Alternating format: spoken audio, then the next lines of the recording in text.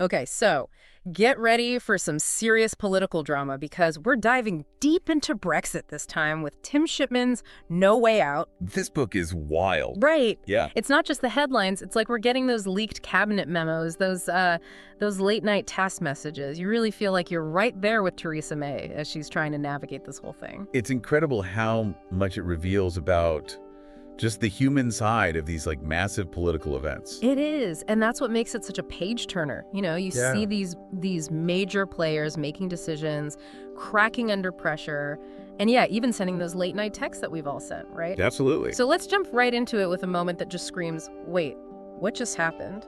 It's December 2017, and Theresa May is about to fly to Brussels, seemingly on the verge of a Brexit deal. And then enter the DUP. Oh boy, the DUP. The Democratic Unionist Party. Now, they were pro-Brexit, but they had very, very specific interests in Northern Ireland. And May needed their support to govern. Right, she needed that coalition. And let's just say they were not afraid to use that leverage. Not at all. What's fascinating here is how the DUP's usual tactics, which worked so well in Westminster, completely backfired on the bigger stage of EU politics. Yeah, it's a different game. Shipman describes this almost comical scene of May's team scrambling late at night, making frantic calls to Arlene Foster, the DUP leader. Can you imagine? Imagine these officials sleeping in their offices, trying to salvage this deal from falling apart at the last minute. Desperate times. So the main sticking point was this thing called the Irish Backstop. Now, the goal was to prevent a hard border between Northern Ireland, which is part of the UK, and the Republic of Ireland, which is an EU member, after Brexit. Both sides agreed on that in principle. But the problem was, what exactly is a hard border? Right, the devil's in the details as always. And that's where things get really messy. It's never that simple, is it? The DUP was incredibly sensitive, and understandably so, to anything that might create a divide between Northern Ireland and the rest of the UK. Of course, it's a really sensitive issue. They were worried about anything that could weaken those ties. Rightfully so. So picture this, it's 2 in the morning. I know. Everyone's exhausted, and they finally find these tiny little tweaks to the wording around the Irish border, just enough for the DUP to save face. Just enough to get it over the line. What's really interesting is that even after all that, the DUP never explicitly agreed. Oh, really? Yeah, it was more like this grudging acceptance. Wow. And you can see how this kind of set the stage for, even more problems down the road, and it showed just how much power the DUP could wield. Yeah, they showed their hand early on. Speaking of power plays, let's talk about this phrase that came back to haunt the government. It's just words. This is where we meet Robbie Gibb, a key figure in May's team, who later went on to shape how people saw Brexit. Interesting. So at this point, Gibb's trying to calm everyone down. He's trying to calm the nerves of Brexiteers who are worried about the Irish backstop. And he tells them not to get hung up on the specific language. Oh. He's like, it's just words. But this turned out to be a major miscalculation. I can see where this is going. Because, of course, the EU negotiators took those words very, very seriously. They do not mess around with their legal agreements. No, they don't. It's like everyone was speaking a different language when it came to Brexit. They had different ideas about negotiating, about what's important, maybe even about truth itself. There's a fundamental clash of worldviews. It really is amazing how, like you said, it was these completely opposite ways of looking at the world that were bumping up against each other. And as the negotiations went on, those tensions only escalated. Remember the whole Chequers plan debacle and, Boris Johnson's 3-word reaction that Shipman just throws in there? Oh, that's right. The infamous fucking bollocks moment really sets the scene, doesn't it? It really does. So it's 2018. May is trying to wrangle her cabinet, get everyone on the same page with this Brexit strategy. And then comes this Chequers plan, this grand idea to unite everyone. Spoiler alert, It didn't really work out that way. Not quite the unifying force she'd hoped for. It was an attempt at a compromise, sure, but it leaned more towards a softer Brexit than a lot of Brexiteers could stomach. Shipman talks about how David Davis, the Brexit secretary at the time, was furious, threatening to boycott the whole meeting if May didn't back down from some of the Chequers stuff. Wow, so you can already see, this major tension within the government. Oh, absolutely. Davis felt very strongly that May's team was basically handing the EU too much power. That the Chequers plan was going to end up being, Brexit in name only, as a lot of people were saying. And a lot of people felt that way. He wasn't alone. Which is where Boris Johnson, who was foreign secretary then, makes his feelings known. Or rather, shouted. Yes, Shipman recounts this scene. Johnson gets the Checkers proposal and just flat out says, "Fucking bollocks." Yeah, not exactly diplomatic language. Even for Boris. Maybe not. Yeah. But it really captured the anger a lot of these Brexiteers were feeling. Like, they felt like May was ignoring the whole point of the referendum, that she was leading the UK into a terrible deal. So it wasn't just Boris, being Boris. It was a sign of a much bigger issue within the Conservative Party. Absolutely. It marked a turning point, really highlighting that deep, deep rift that was only going to get worse as things went on. Don't forget, both Johnson and Davis actually resigned over May's handling of the negotiations. Hard to imagine they were going to find much common ground after that. Yeah, talk about a political family feud. It makes you wonder how they even had a conversation at that point, let alone negotiated something as complex as Brexit. And it wasn't just the Conservatives, right? I mean, Labour had their own share of division on this whole thing. Oh, totally. The Labour Party was just as divided on Brexit, which made it nearly impossible for them to present a united front against May and the government. One thing I really appreciate about No Way Out is how Shipman brings in those personal stories, those quotes. You see how much those personal feelings, rivalries, even just exhaustion played a part in these huge political decisions. Right, it wasn't just about policy, it was about personalities. Those little moments of frustration and anger often influenced the course of events just as much as any formal negotiation. And speaking of colorful language and strong feelings, well, we can't forget about some of the more, shall we say, creative name-calling that was going on. Remember, Shipman mentions nicknames like the Godzilla of cunts and even the cunt cupboard. Yeah, I'm not sure we can get away with repeating those on the podcast, but it definitely gives you a feel for what the atmosphere was like in Parliament. So who are these unfortunate souls who earned these charming nicknames? Well, according to Shipman, the Godzilla of cunts was none other than Philip Lee, a Conservative MP who had a very public and very messy falling out with Theresa May over Brexit. He ended up resigning in protest of her deal and became one of her biggest critics. And didn't he also trigger that whole meaningful vote drama, right? The one where he surprised everyone with that last-minute amendment to the government's Brexit legislation? That's the one. Lee's amendment was all about giving Parliament more control over the Brexit process, which, as you can imagine, did not go over well with May's team at all. They saw it as like a direct attack on her authority and felt completely betrayed, especially because they'd considered him an ally. Hence the colorful nickname. Okay, so what about the cunt cupboard? That one almost sounds worse somehow. Well, that was the unfortunate nickname for the room, this tiny, dingy little room where Lee and his staff got moved after his resignation. Basically, he got sent to the political equivalent of Siberia. It's like high school all over again, but with higher stakes. But even with all this focus on the political maneuvering, let's not forget about the actual negotiations themselves. This whole backstop issue seems like it was a constant headache for everyone involved. Oh, it was. The Irish backstop was like this puzzle that no one could solve, no matter how hard they tried. And believe me, they tried. It was almost destined to be a disaster from the beginning. So break it down for us. Why was something that seems as simple as a border causing so much trouble? Well, the backstop was supposed to prevent a hard border between Northern Ireland, which is part of the UK, and the Republic of Ireland, which is in the EU, after Brexit. Like an insurance policy, to keep things from getting tense again in the region. Okay, that makes sense. So where did it all go wrong? Well, no one could agree on what this backstop would actually look like in practice. The EU really dug in their heels, insisted on a backstop that would keep the UK following EU regulations, at least for Northern Ireland, until they found a permanent solution. They felt like this was the only way to protect the single market. But for the Brexiteers, this sounded a lot like a trick.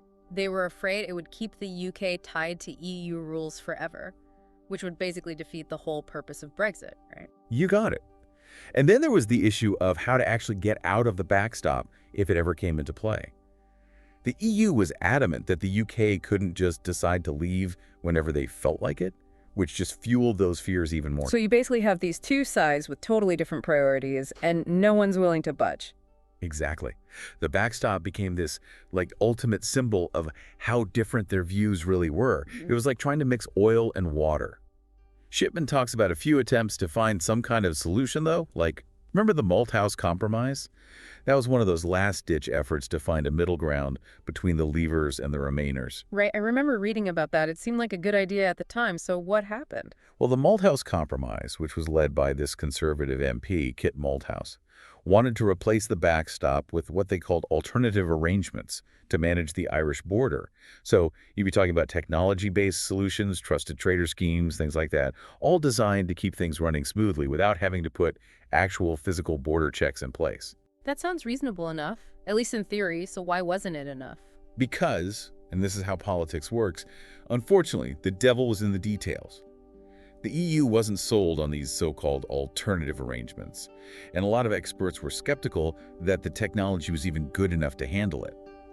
In the end, the Malthouse Compromise just didn't get enough support on either side. It's amazing to me how much of this Brexit drama happened behind closed doors. Shipman talks about these groups, the Pizza Club, the Burger Group. It sounds like they were making some pretty big decisions over takeout. Those informal gatherings were essential. I mean, think about it. The pressure was immense. Deadlines were always looming. So it made sense that those more relaxed meetings, even if they were late at night, became a place where those ministers could actually let off some steam, plan their next move, maybe even forge some alliances. They had to unwind somehow. It really does make you realize that even in these big political dramas, it's often those personal connections, those off-the-record chats that really shape things. Almost makes you wonder what kind of deals are being struck over pizza right now. But we can save that for another deep dive. Right.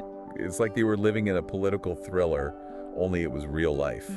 So, you want to hear more about these late-night political pizza parties? Absolutely. I'm always up for hearing about politicians letting loose, especially when there's pizza involved. Plus, it just goes to show that those personal dynamics, those informal networks, can be just as important, if not more important, than any formal negotiation. Totally. Shipman really gives you a peek into that human side of politics. It's almost funny, when you think about it, that something as ordinary as food could play such a big role in this incredibly high-stakes political drama. Maybe pizza should be a requirement for all international negotiations from now on. Right. It could be the key to world peace. Who knows? Maybe pizza diplomacy is the answer. Okay, before we get too carried away with dreams of diplomats sharing a slice, let's talk about the time John Bercow, the Speaker of the House of Commons, made a move that left everyone speechless. Ah, yes. The infamous Erskine May moment, as Shipman so perfectly puts it. It was a classic case of those procedural rules getting weaponized in the middle of a political battle. Refresh my memory, what exactly happened? It's January 2019, the government's desperate to get this Brexit deal pushed through, but they're facing opposition from literally all sides. May needs every single vote she can get. Talk about pressure. It was intense. Yeah. So this is where Bercow comes in. Now, the speaker is supposed to be impartial, like a referee in a debate, but Bercow was known for being a bit of a wild card, and, well, let's just say he decided to take a more active role in things. He really threw a wrench in their plans, didn't he? Oh, he did. The government thought they had this foolproof plan to control how the Brexit debate would play out. But then Bercow, after talking to the parliamentary clerks, decided that their interpretation of the rules was wrong. And he ended up allowing this amendment from a backbencher that could have delayed the whole Brexit process. He did, and you can imagine the Conservatives were furious. They accused him of being biased, of trying to sabotage Brexit, but Bercow just kept insisting that he was upholding the rules, that's all. It really highlights how Brexit wasn't just about this negotiation with the EU, it was about this internal power struggle within the UK as well. May was fighting a battle on two fronts, trying to appease Brussels while also trying to keep control over her own party and parliament. Exactly. It was a nearly impossible situation, and honestly, it's kind of a testament to her tenacity that she lasted as long as she did. It really makes you wonder if anyone could have pulled it off. Speaking of which, Shipman talks about Theresa May's fatal flaw, this idea that maybe it wasn't just a bad hand she was dealt, but that her personality played a role in her downfall. What are your thoughts on that? That's a really interesting point. Shipman does present a pretty balanced view of May, acknowledging her hard work, her dedication, her strong sense of duty. But then he also points out her weaknesses. Things like her inflexibility, her lack of charisma, and how she struggled to connect with people on an emotional level. It sounds like she might have been her own worst enemy, at least in some ways. Possibly. Shipman suggests that May's tendency towards secrecy and her reluctance to delegate made it harder for her to get people on board with her vision for Brexit. She often kept her own cabinet in the dark, which just created more distrust and resentment. And, her insistence on sticking to her guns, even when it was clear that her demands were unrealistic, ultimately led to her downfall. It's almost like a cautionary tale of what not to do as a leader, especially in a crisis. Communication and flexibility are so key. Couldn't agree more. It just reminds us that even the most well-intentioned leaders can be brought down by their own flaws, especially in such a politically divided and unforgiving climate like the one she was facing. And then you had these other informal groups like the Croissant Club that Shipman describes as this group of cabinet members who met up for breakfast, supposedly to talk Brexit strategy. Although I have a feeling it was also a chance for them to, vent about their boss. I'd bet on it. This group, which included people like Philip Hammond, Amber Rudd, David Gauck, Greg Clark, they represented the more moderate, pro-business wing of the Conservative Party. They weren't thrilled about a hard Brexit and preferred a softer approach. But they were still loyal to May, right? I mean, they didn't want to see her government collapse. True, at least not at first. But as May's position got weaker and the threat of a no-deal Brexit became more real, that loyalty was definitely tested. They became key players in trying to block a no-deal Brexit, even if it meant defying their own party. It's just fascinating how these informal networks, whether it's pizza or croissants, end up having so much influence. It really says a lot about British politics. It's a system where personal relationships and backroom deals can often be more impactful than the official channels. But it also highlights how fragile power can be in a parliamentary system where a prime minister can lose control if they lose the support of their party and parliament. And unfortunately for May, that's exactly what happened. It's crazy how much influence those informal groups gained, especially as May's premiership was, kind of crumbling. You had the Croissant Club doing their thing, and then there's the whole Brexit party surge, which really tapped into that public frustration with how Brexit was going. Well, the Brexit party, talk about a political earthquake. They really knew how to channel that public anger, especially from people who felt like the government had completely forgotten about them since the 2016 referendum. But weren't quiet about it, were they? I mean, those European Parliament election results were like a slap in the face to the establishment. They were a huge wake-up call for both the Conservatives and Labour. It showed just how divided the UK was on Brexit and how much anger there was towards the people in charge. It's kind of wild how they went from this fringe group to a major political party almost overnight, like something out of a movie, honestly. They knew how to play the game. You have to give them that. They tapped into that feeling of being ignored, of not being listened to by the big political parties. And it resonated, especially with people who felt like the UK was losing control of Brussels. It really goes to show that when people are uncertain, when things feel chaotic, a new movement can gain traction so quickly, it can disrupt everything. Absolutely. And the Brexit Party's popularity definitely played a role in May's downfall. It was a very clear sign that she had lost the trust of a lot of voters, which just added to the pressure she was already under to deliver on Brexit, even though no one could agree on what that even meant. So she's stuck, right? Pressure from the EU, pressure from her own party, the public's losing faith, and now you have this whole other political force gunning for her. It's a recipe for disaster. Shipman describes those final days as like a slow-motion car crash. She knew it was over, but she just kept going, almost like she was in a daze. It's a good reminder that even with the best of intentions, there are limits to what any leader can accomplish, especially in a political landscape as heated as that one. No doubt. It really makes you think about leadership, doesn't it? Yeah. I mean, May dedicated so much to public service, but in the end, those efforts were overshadowed by these forces she'd set in motion. It's definitely a lot to think about. So as we finish up this deep dive into the nitty-gritty of the Brexit negotiations, what's the one thing you hope listeners will take away from all of this? What should they be thinking about? I think the most important thing to remember is that Brexit wasn't just about politics. It was deeply personal and divisive, and it revealed some pretty big cracks in British society. It's a story about the limits of leadership, the dangers of populism, and how crucial communication, compromise, and empathy are, especially in a democracy. Maybe even more importantly, it reminds us that history isn't just about the big events, the headlines. It's about individual choices, the conversations that happen behind closed doors, the late-night phone calls, the frantic texts. It's about those human moments that really shape things in the end. Exactly. It's about the human drama. So as you're going about your day, just remember that the most insightful details, the perspectives that make you think, they're often hidden below the surface. So don't be afraid to dig a little deeper, ask questions, challenge your own assumptions. You never know what you might find.